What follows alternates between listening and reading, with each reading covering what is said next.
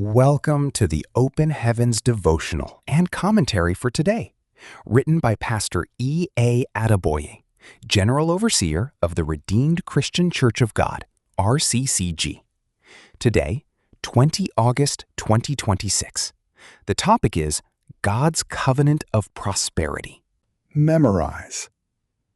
But thou shalt remember the Lord thy God, for it is he that giveth thee power to get wealth, that he may establish his covenant, which he sware unto thy fathers, as it is this day. Deuteronomy 8:18. Read Job 36:11-12.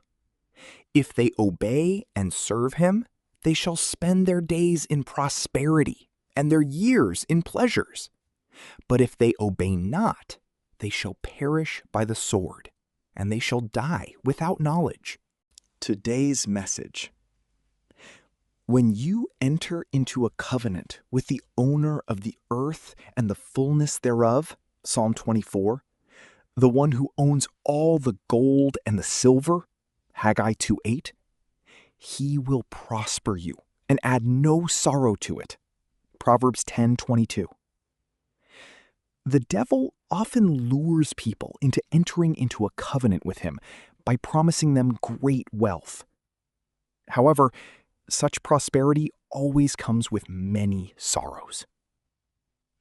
I recall the story of a man who went to a herbalist and entered into a covenant with demonic forces so that he could become incredibly wealthy for 7 years, after which he would die. He swallowed a charm the herbalist gave him, but he didn't get rich. Instead, he had a 7-year countdown to his death.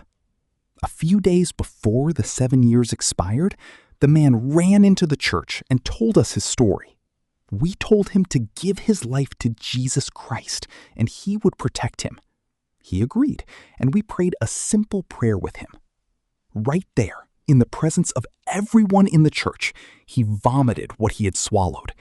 We rejoiced with him, and for a while after that, he attended church services regularly. After some time, however, he stopped coming, so we decided to conduct a follow-up. When we visited him, he said that the herbalist had told him he had swallowed the first charm incorrectly, so he gave him another one to swallow. Before long, he became wealthy. When the 7-year period stipulated by the covenant was close to expiring, he thought to himself, "The covenant is here in Nigeria.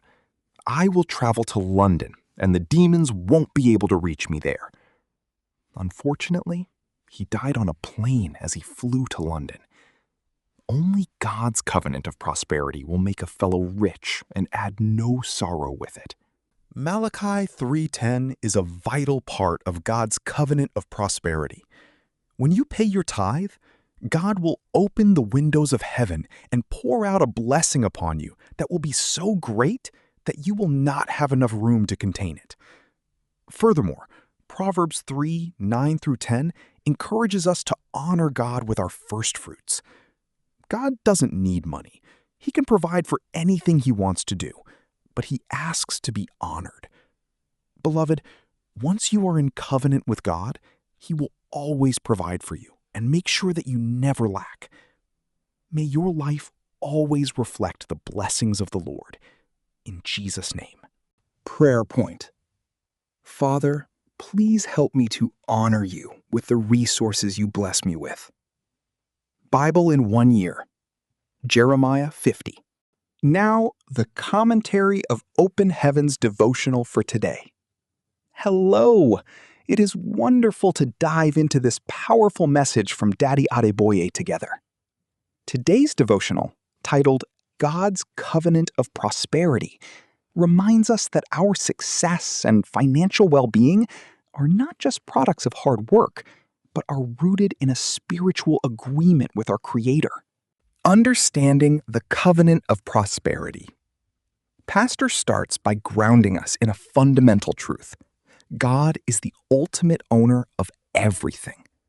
As Psalm 24:1 tells us, the earth and everything in it belong to him. Because he owns all the gold and silver, Haggai 2:8, He is the only one who can give you the power to get wealth, so that his covenant can be established on earth. The beauty of God's prosperity is that it is clean. Proverbs 10:22 reminds us that his blessing makes us rich and adds no sorrow with it. This is the signature of God's wealth. It brings peace, joy, and longevity. The two paths, God versus the enemy. Daddy makes a very clear distinction between seeking wealth through God and seeking it through other means. The path of obedience. According to Job 36:11, if we obey and serve God, we will spend our days in prosperity and our years in pleasures. The path of disobedience. Job 36:12 warns that those who do not obey will perish and die without knowledge. Pastor shares a sobering life example about a man who chose the wrong path. This man entered a covenant with demonic forces via a herbalist to be wealthy for 7 years, after which he would die. Even after God mercifully delivered him once, causing him to vomit a demonic charm in church, the man went back to the herbalist because he wanted the money more than he wanted God. He thought he could outrun a spiritual covenant by flying to London, but he died on the plane. This story is a powerful warning. You cannot run away from a spiritual covenant. True, lasting wealth only comes from being in a right relationship with God. How to activate God's covenant. Daddy highlights two very practical ways we honor God to keep the windows of heaven open over our lives. Tithing. Malachi 3:10 is a vital part of this covenant. When we pay our tithes, God promises to open the windows of heaven and pour out blessings so large we won't have room for them. First fruits. Proverbs 3:9-10 encourages us to honor God with our first fruits. Pastor notes that God doesn't actually need our money, but he asks us to honor him with it to show where our heart lies. When you are in this covenant, you never have to worry about lack. God becomes your provider, ensuring your life reflects his goodness. Action steps to follow. Audit your giving. Honestly look at your tithing and first fruit habits. If you have been inconsistent, make a fresh commitment to honor God with these first. Check your source. Ensure you are not seeking wealth through shortcuts, dishonest gains, or anything that doesn't glorify God. Study the Word. Meditate on Deuteronomy 8:18 and Job 36:11 this week to build your faith in God as your source. Prayer points.